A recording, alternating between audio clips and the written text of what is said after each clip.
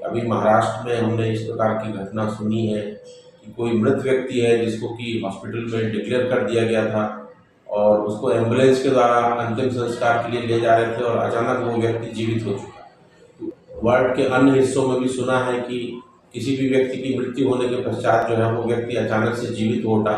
तो medical science इस बारे में क्या कहती है और इसका क्या क्लिनिकल एक्सप्लेनेशन हो सकता है, उसके बारे में मैं कुछ तथ्यों से आपको अवगत कराना चाहूँगा।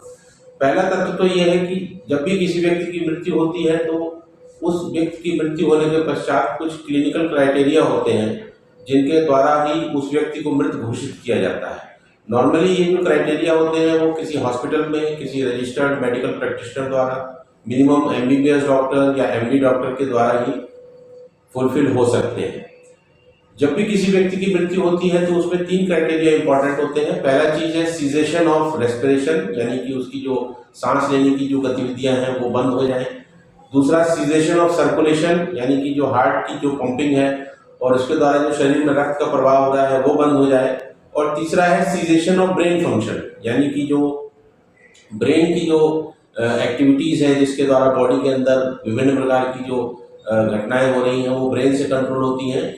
सीजेशन ऑफ ब्रेन फंक्शन का मतलब है कि वो सारी एक्टिविटीज क्लोज हो जाए। तो सबसे इंपॉर्टेंट क्राइटेरिया है वो सीजेशन ऑफ सर्कुलेशन, यानी कि जो हार्ट की एक्टिविटी है वो पूरी तरीके से बंद हो जाना चाहिए, जिसको कि सामान्य रूप से केवल एक ईसीजी के द्वारा ही हम लोग डिस्क्लोज कर सकते हैं। क्योंकि यदि ईसीजी उपलब्ध नहीं है तो कई बार क्या होता है, पल्सलेस इलेक्ट्रिकल एक्टिविटी होती है, यानी कि हार्ट की जो धड़कन है वो चलती रहती है लेकिन हम उसको पल्स के रूप में या क्लिनिकली उसको पकड़ नहीं पाते हैं। तो इसमें ईसीजी का महत्व तो बहुत ज़्यादा है, यानी कि जब तक हम एक ईसीजी ऐसा प्राप्त नहीं कर पाएंगे जिसमें कि फ्लैट लाइन हो तब तक हम उस पेशेंट को डेथ डिक्लेयर नहीं कर सकते।